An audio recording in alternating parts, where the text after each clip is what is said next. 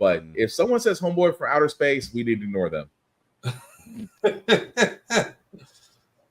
Just because I mean, Flex has already had enough with his Michael. Which again, I was going to ask you about that.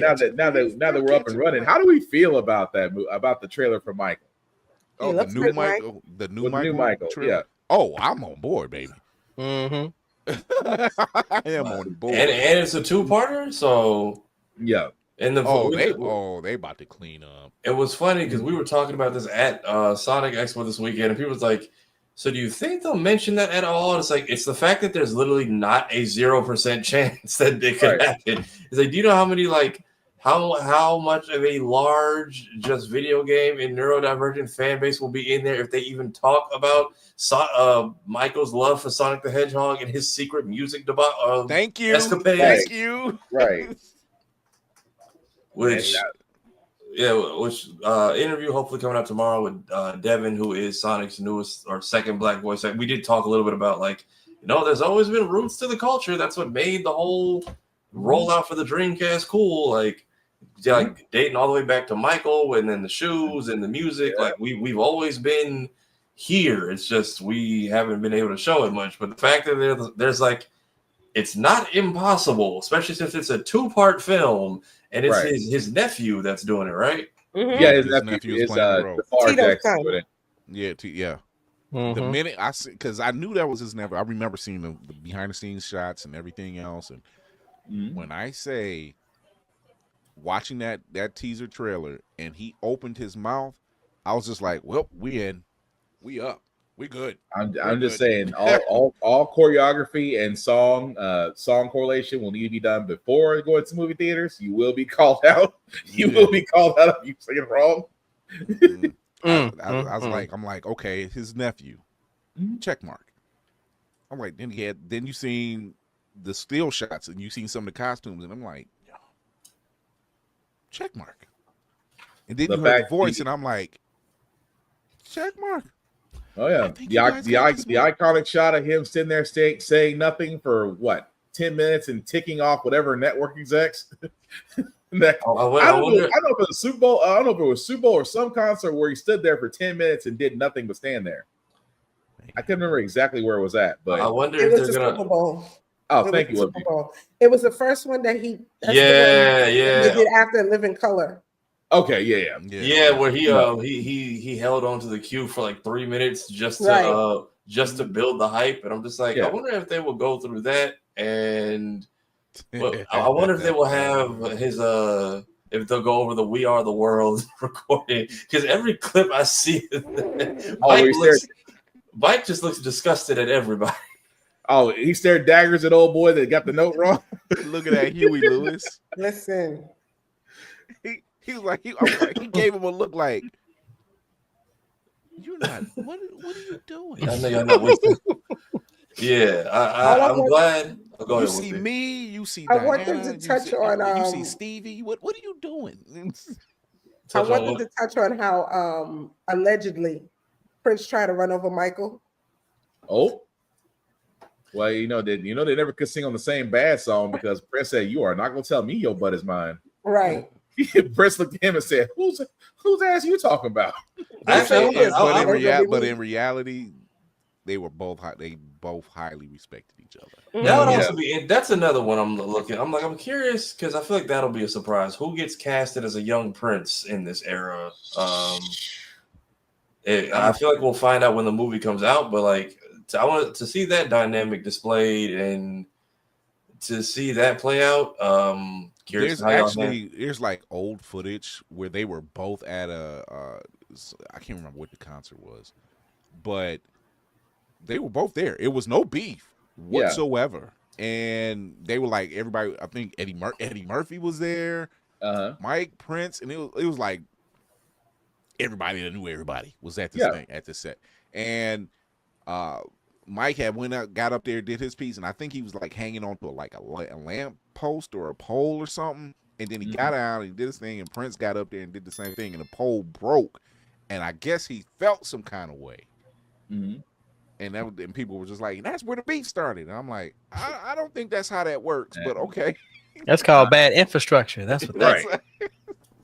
I was gonna say I don't think the beef started off of that. I mean, if they're gonna start off something, it'd be a little bit different. But like I've heard two different Prince stories that deal with Michael's death. Mm-hmm.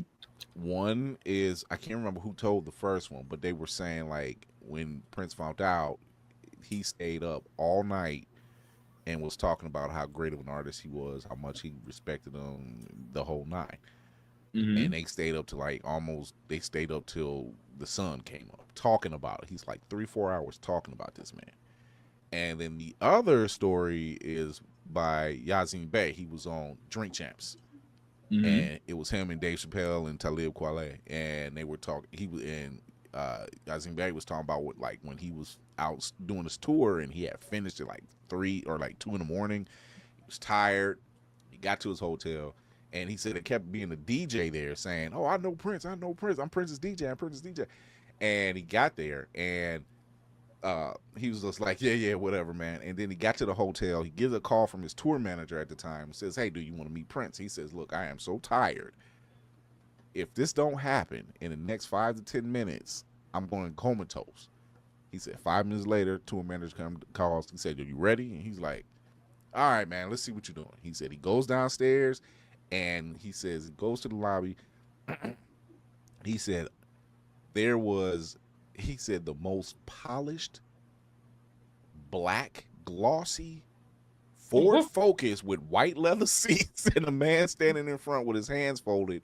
And he said not that far along after, they at Prince's house. And it was like 3 in the morning. And his chef was there, and he's like, "You want some cookies?" That's like asking for them pancakes. Just like the pancakes. Apparently that's Prince's house. You just get food made for you randomly. Yeah, they had a chef, and they were in the hangar and did a whole set, and he was like, "You can clap now because you got in for free." Wow.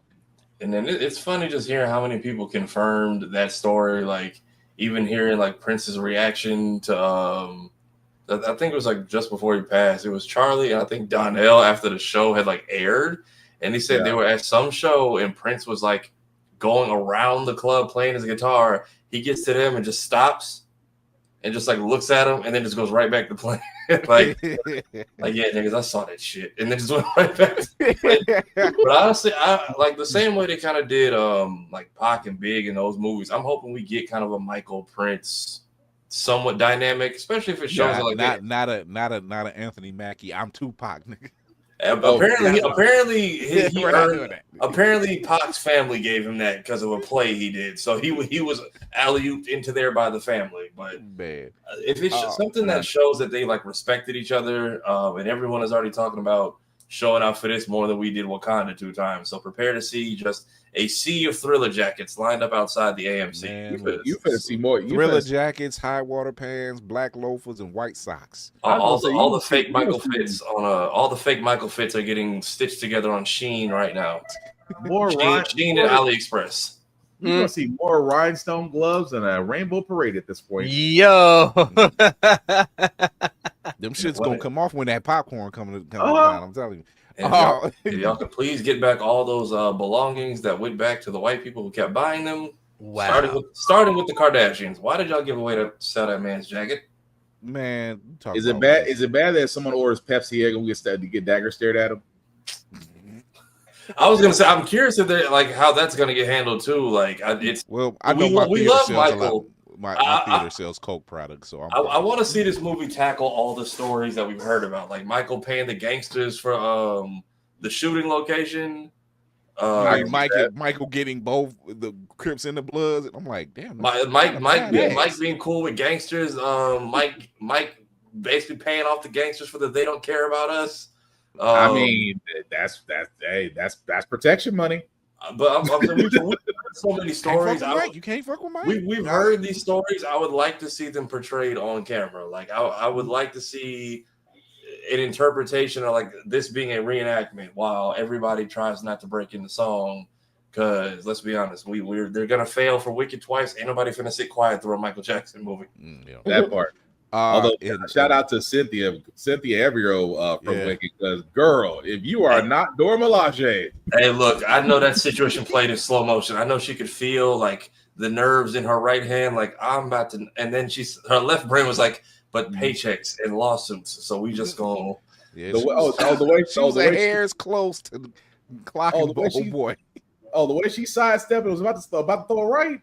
Yeah, I'm just like, I know she just heard. It was like Julius from Everybody Hates Chris. She just heard all the cha-chings of money going away. Like, if I land this blow, the money will go, and that I just cannot have.